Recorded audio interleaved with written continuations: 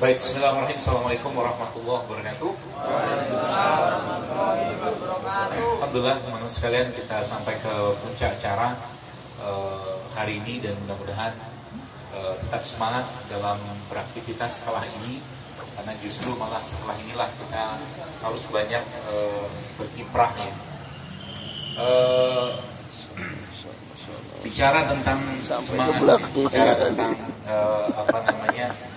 motivasi kita, maka kita tahu bahwa salah satu sahabat Nabi SAW yang bernama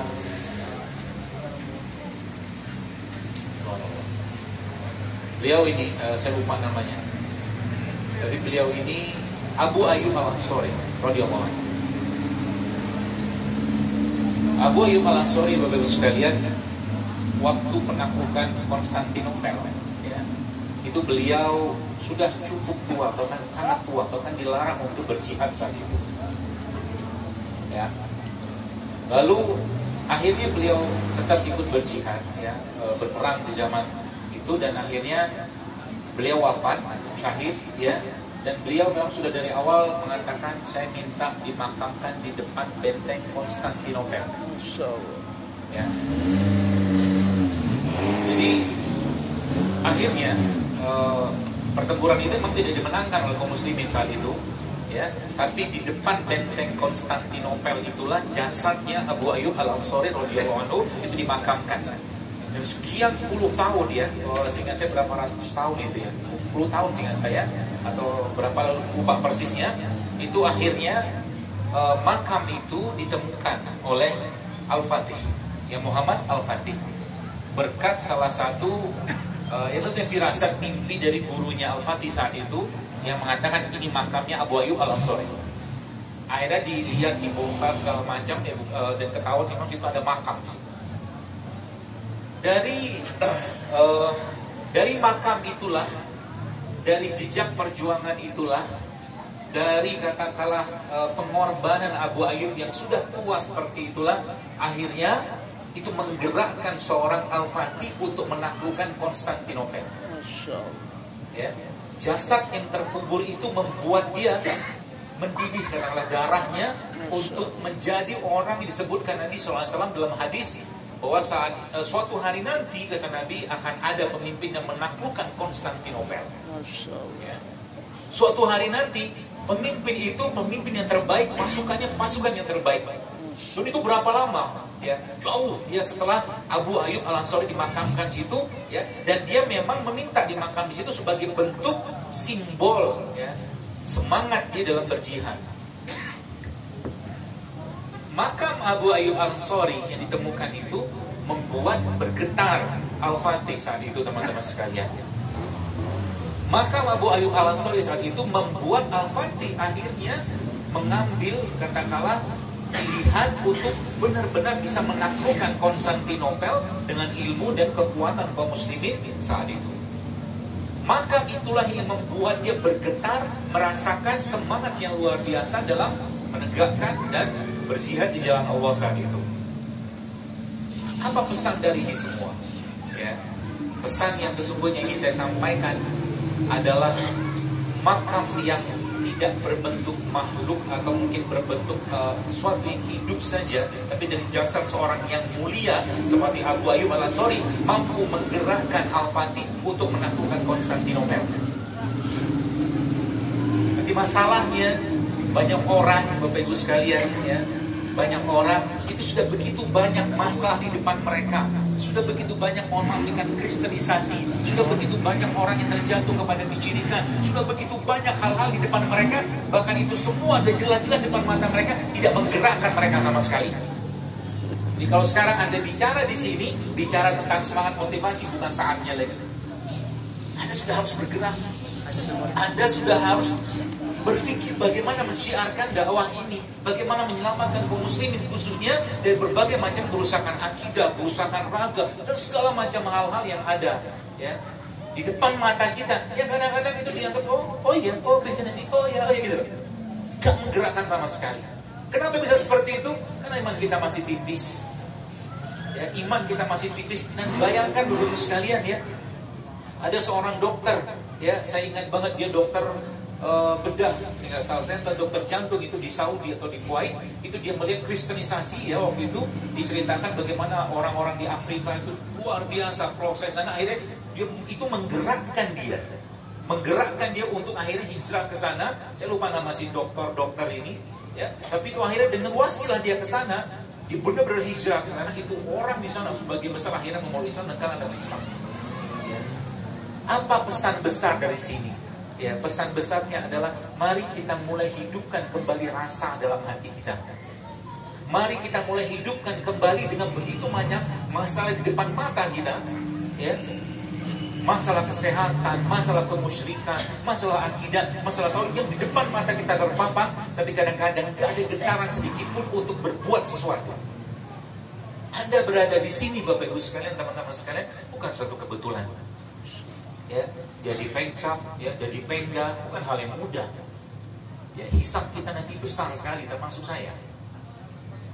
Ya, kenapa? Terlalu banyak masalah, terlalu banyak orang yang sebenarnya pengen kenal dengan pengobatan Islam, tapi ini kita masih berada pada kalimat remeh-temeh, berapa nanti tarif bekam di klinik saya. Itu remeh banget buat saya, receh banget buat saya. Nabi SAW tidak pernah khawatir dengan umatnya itu kaya. Maksudnya gini, dalam sebuah hadis yang dikatakan, ya aku khawatirkan di umatku itu ketika harta sudah berlimpah di antara mereka. Ya, kalau miskin Nabi nggak khawatir, ya, karena nggak mungkin Muslim itu miskin sebenarnya. Maksudnya, wa may yattaqillaha yaj'al lahu makhraja. Orang yang bertakwa itu pasti bukan rezeki. Gitu loh. Jadi kalimat-kalimat yang akhirnya punya sekedar simbolisasi atau mungkin labelisasi dari sebuah terapi, berupa mungkin, wah nanti kalau bekam banyak pemasukan klinik, banyak pemasukan saya, macam-macam itu.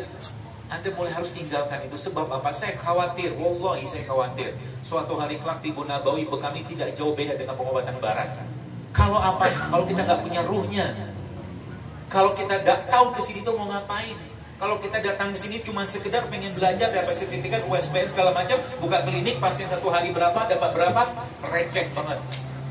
Naikkan makom Anda, naikkan katakan level keimanan kita, naikkan tingkat pemikiran kita, bukan cuma sekedar bicara ini ada orang sakit bekam, bukan. Bagaimana Anda memperbaiki akidahnya, bagaimana Anda menyampaikan pesan-pesan agama pada mereka, bagaimana mungkin mereka adalah orang-orang yang mohon maaf mungkin tidak kenal dengan agama, Anda kenalkan agama tanpa paksaan tentunya. Itu makomnya. Kalau cuma sekedar cari duit dari bekam, Masya Allah, teman mudah sekali, sekarang mudah sekali. Bahkan mungkin Anda akan jauh lebih besar yang Anda dapat, ya, dari orang di luar sana. Tapi kita nggak di sana karena ruhnya itu kan kosong sekali itu. Ya, akhirnya nanti apa? Pengobatan itu tidak jauh beda dengan pengobatan barat yang semuanya urusannya materialisme, kapitalisme, itu saja. Ya, maka saya berpesan sekali kepada Anda semua, mari perbaharui niat kita, mari ikhlaskan niat kita. Ya, masalah di depan kita tuh sangat banyak. Negeri kita ini dengan begitu banyak masalah, ambil peran di sana. Ya, kita tidak butuh musuh, kita butuh teman, kita butuh sahabat untuk membangun negeri ini gitu loh. Ya. Dan apapun yang tingkatkan iman Anda. Ya, jangan ngomong tentang kesehatan, jangan ngomong tentang bekam. Saya jujur Ibu sekalian ya. Saya tanya di sini, ini satu pertanyaan saya. Ini semua kan boleh dibilang herbalis. Ya, boleh dibilang herbalis, orang-orang paham herbal. Ngasih orang herbal, tapi kadang-kadang seringnya kita bahkan minum herbal pun tidak tiap hari. Madu nggak minum, habas soda nggak minum. Apa yang kita sampaikan gitu? Gak ada ruhnya. Ya, ini sejatinya ini tamparan buat kita semua. Maka saya pribadi berusaha konsisten untuk itu gitu. Ya, saya minum ini itu segala macam tiap malam itu. Bagian dari saya bersyukur dan bagian dari apa yang saya sampaikan itu memang saya kerjakan. Seperti itu. Hingga nggak tampak sakit. Ya, kita tetap segar gitu kan. Sekarang kita semua letih, serius letih gitu kan. Tapi orang-orang di luar sana, orang-orang yang merusak Islam jauh lebih besar effort mereka untuk merusak. Artinya, sebagaimana kita letih, mereka pun berletih-letih untuk merusak. Jadi letih kita ini biarkan menjadi letih. Ya, Anda kenalkan bekam ini, ya. Sampaikan dakwah ini di berbagai tempat yang Anda bisa lakukan. Mungkin dinas kesehatan, yang bapak-bapak, ibu-ibu di sana, kenalkan tentang bekam. Dengan niat lillahi ta'ala pasti akan ada jalan. Wallahi. Gak mungkin enggak. Kita niat untuk apa? Untuk menyehatkan orang, bantu orang, bantu pemerintah juga, bantu dinas kesehatan atau bantu umat masyarakat, itu harapannya. Ya. Ya, nanti pulang ke sana pikirkan, orang beriman itu idenya banyak. Orang beriman itu ya, dan menjaga keimanannya, kreativitasnya banyak. Anda bayangkan, ya, di zaman keemasan Islam itu saking luar biasanya kreativitas mereka, itu kuda-kuda jihad veteran perang itu dapat dana wakaf untuk menunggu kematian mereka. Udah coba, luar biasa bos sekalian. Ya, jadi kita ini belum ngapa-ngapain, ya, tapi karena belum ngapa-ngapain, mari kita bergerak gitu loh. Apapun yang kita bisa kerjakan, lakukan. Ya, Anda di PBI sekarang, ya, dapat amanah kumpul sama teman, gak gampang loh kita kayak beginian di tengah begitu luar biasanya orang yang berkumpul cuman urusan dunia, cuman urusan harta. Ya, maka ya itu pesan saya itu yang pertama tadi kuatkan iman. Ya, Anda mulai katakanlah sholat malam, ya, baca Quran, ya, sehingga nanti Allah beri. Saya tadi pagi, subhanallah ya. Saya dapat cerita dari Dokter Ali Ridho, pendiri Iskarimat itu kan Dokter Tunjung Allah Yarham ya. Itu Masya Allah, beliau cerita, saya nggak tahu banyak tentang beliau, tapi Dokter Ali cerita bahwa banyak kasus-kasus sulit di Karyadi ya, itu dikirim kepada Dokter Tunjung. Padahal ilmunya sama, ortoped juga, sekolahnya berapa tahun, 6 tahun juga. Tapi kenapa? Karena beliau dekat dengan Quran. Itu poinnya. Tadi saya ngelihat anaknya, Allahu Akbar, mukanya, wajahnya menyenengin. Ya, Dokter Zulhaq itu, Masya Allah, ya, hanif sekali. Jadi katakan dia menyampaikan tentang isi hati, dan saya kata itu bukan isi hati, tapi isi imannya dia. Saya sangat sepakat dengan apa yang saya Dokter Zailul sampaikan, itu semua dari hadis, dia bilang. Itu orang yang punya sekolahnya itu mungkin 12 tahun ya, sekolah dokter, sekolah bisa ngomong kayak begitu, itu tuh sekarang jarang tuh sekalian. Karena sebagian besar kita tuh produk-produknya barat, ya. Maksud saya apa? Tadi ya, Quran itu kunci ilmunya. Ya, kunci ilmunya di sana. Ya, maka terapis bekam, pembekam juga Anda harus kuat dalam Quran. Ya, ketika Anda membekam dengan kekuatan ruhnya Quran, ya Anda punya power dalam berbekam meskipun ilmu bekamnya sama. Itu pesan. Jadi Anda bayangkan seorang Imam Ahmad bin Hanbal rahimahullah ya, ketika ada orang meminta kepada beliau untuk meruqyah ada orang yang kena jin seperti itu, beliau kan nggak datang. Apa yang beliau kerjakan? Bawa sandalku, pukulkan ke orang tadi. Jinnya kabur, modal sandal doang. Saking dahsyatnya iman itu. Subhanallah kan? Umar bin Khattab, setan pindah ke lorong sebelah kalau dia lewat di lorong itu. Gitu loh. Penyakit itu ada masalah emosi, ya. Penyakit itu pasti ada sesuatu yang emosi terlibat di dalamnya. Lah kalau misalkan yang pembekamnya orangnya rapuh, ya, makannya nggak beres, emosi nggak beres, hubungan sama Allah jelek, bersiaplah itu emosi dari orang dari itu tertangkap sama dia. Gitu loh. Dan itu banyak kasusnya, habis ngebekam lemes, betul? Habis ngebekam justru malah kayak orang kena gangguan jin. Kan konyol diusur onyol. Gitu loh, ya.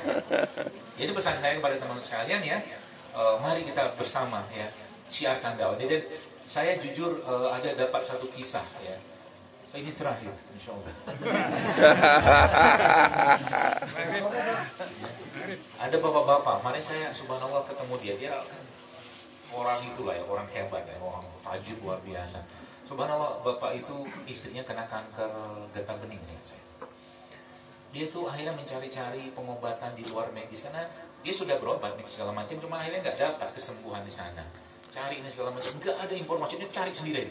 Dia akhirnya istrinya tuh Masya Allah, akhirnya belajar sendiri akupuntur, belajar herbal, belajar tentang fermentasi, belajar nanti akupuntur segala macam dia belajar, dia canggih banget. Dia ngajarin temannya, kenapa? Nggak ada informasi tentang pengobatan di luar konvensional. Artinya apa? Banyak di luar sana tuh orang-orang ingin berobat di luar pengobatan medis, tapi tanpa kita menjelek-jelekan, jangan menjelek-jelekan. Karena kesembuhan itu bukan karena bekam, kesembuhan itu bukan karena madu, kesembuhan itu bukan karena kita pijat, kita tusuk, kita segala macam, bukan. Allah yang kasih sembuh. Jadi nggak usah saling menjelekkan di sana, di sini nggak usah saling, kita saling berangkulan saja. Dan jangan mengklaim kita yang terbaik gitu loh. Ya, apalagi mengatakan bahwa cukup ini aja, cukup ini, nggak cukup, serius. Tibu Nabawi itu ada keterbatasan, makanya belajar, diilmuin gitu loh. Bagaimana Islam itu bisa menerima. Anda tahu 18 dokternya Salahuddin Al-Ayyubi itu seingat saya 8 atau 9 orang itu non muslim. Itu ada kisahnya. Ya, jadi jangan terlalu overconfidence gitu kan. Overconfidence kita itu overconfidence yang kita kembali kepada Allah yang sembuhkan. Ya, Allah yang kasih sehatan gitu loh kepada pasien. Jadi bukan ini terapi ini bu, insya Allah bu, masya Allah, tanpa obat, tanpa sentuh, tanpa apa lagi. Itulah pokoknya. Seperti itulah. Jangan overconfident ya. Tapi seorang tadi Dokter Zulhaq itu aja mengatakan, dia katakan tulang itu bisa bersatu bukan karena dipasang pen. Allah yang satukan tulang. Masya Allah. Terus kalimat seorang yang hanif luar biasa gitu loh. Jadi kita jangan terlalu jangan terlalu pede dengan ilmu kita.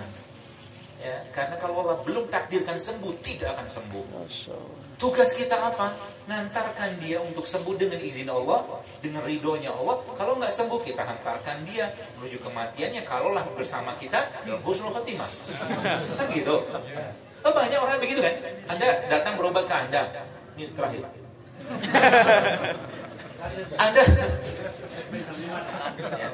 Hai orang berobat ke kita tadi, Dokter Ali cerita berapa lama kemudian 2 hari kemudian orang itu mati. Tapi kalau seandainya ada pesan-pesan akidah di sana, kan dia mati dengan tenang. Gitu loh maksudnya. Kita kan nggak tahu aja. Gitu loh. Nah, bagaimana mau ngasih tahu pesan-pesan iman, pesan akidah kalau imannya receh, remeh-temeh? Masih mikirnya pasien ini kira-kira kasih herbal apa nih? Produknya mana paling tinggi nilainya? Apa mungkin markini? Ayo, saya bilang. Semoga ada yang tersinggung. Ya. Seperti itu ya. Nah gitu ceritanya. Makanya saya tuh ya, saya cuma dalam hati, ya Allah, saya pengen lihat orang banyak orang sembuh, banyak orang sehat, banyak orang katakanlah bebas dari penyakit ya segala macam. Itu yang saya niatkan. Anda tahu apakah saya itu katakanlah sekarang di dunia kayak begini tuh katakanlah memang sengaja disetting nyalanya? Wallahi enggak.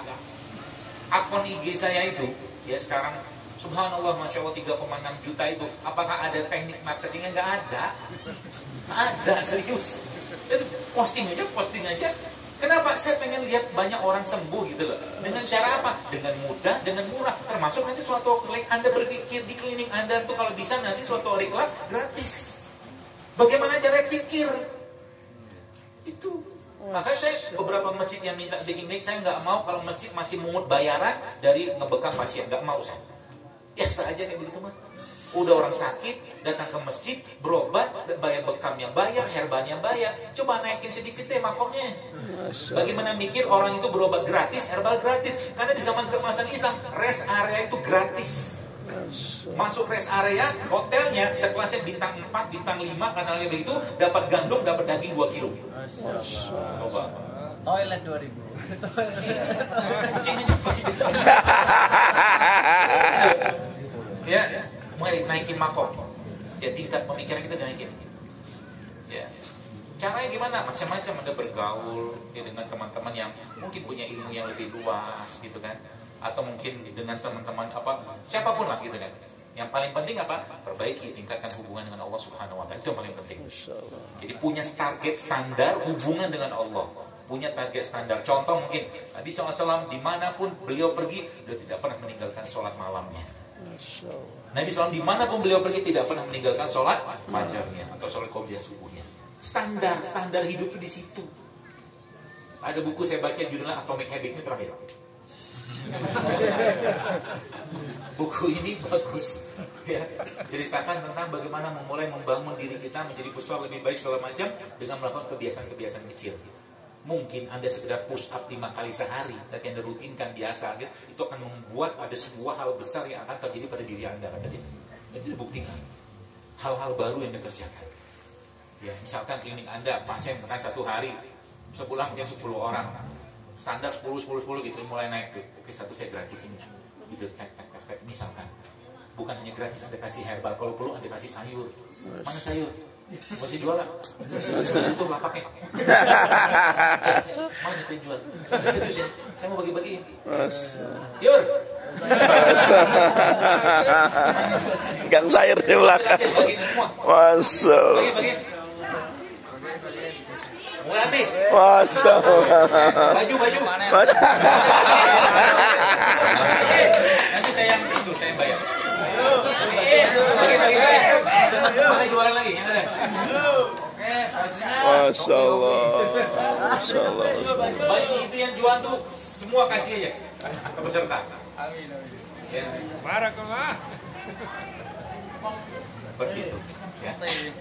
Jadi hidup itu ya umat muslim itu, mukmin itu dia udah bukan bicara level semangat. Semangat itu harus tetap ada. Stabil semangat. Ya. Caranya gimana? Banyak cara. Nah, tapi semangat itu bebaskan teman-teman sekalian ya, itu sebagian besar muncul karena ilmunya kita belajar, membaca, kumpul segala macam itu. Maka tingkatkan keilmuan Anda, ya, tingkatkan semangat Anda, tingkatkan iman Anda, perbaiki pergaulan Anda, perbaiki makanan Anda. Ya, karena itu bagian dari cara kita menjaga tubuh. Ya, mungkin sudah sering dengar Dr. Zilul Akbar, bahkan saya bilang jangan makan gorengan, katakan kurangi gorengan. Nggak berubah juga sampai sekarang ini, gitu-gitu aja. Gitu. Coba dilatih sedikit untuk disiplin gitu loh, misalkan. Oke, sekali-sekali begini, kan tiap hari makan gorengan dikurangi dulu, ya. 1 hari, 2 hari nggak makan gitu loh. Bukan masalah gorengannya, serius bukan, tapi ada kebiasaan yang kita buat, gitu loh, yang baru. Itu yang paling penting sebenarnya. Kalau Anda mau besar, Anda mau hebat suatu hari kelak, gitu loh. Seperti itu ya. Saya kira mungkin begitu yang bisa saya sampaikan. Ini sudah terakhir. Cukup, insya Allah. Saya sangat yakin. Cuma pertanyaan saya satu, ya. Di mana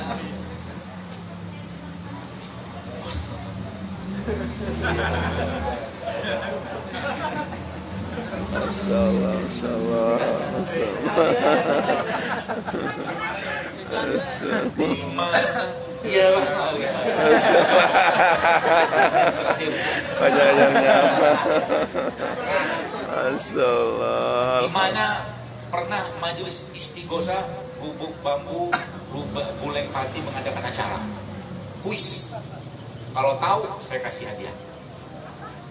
Di mana majelis istighosa Gubuk Bambu Buleng Pati pernah mengadakan acara? Gak ada yang tahu. Di bumi Allah.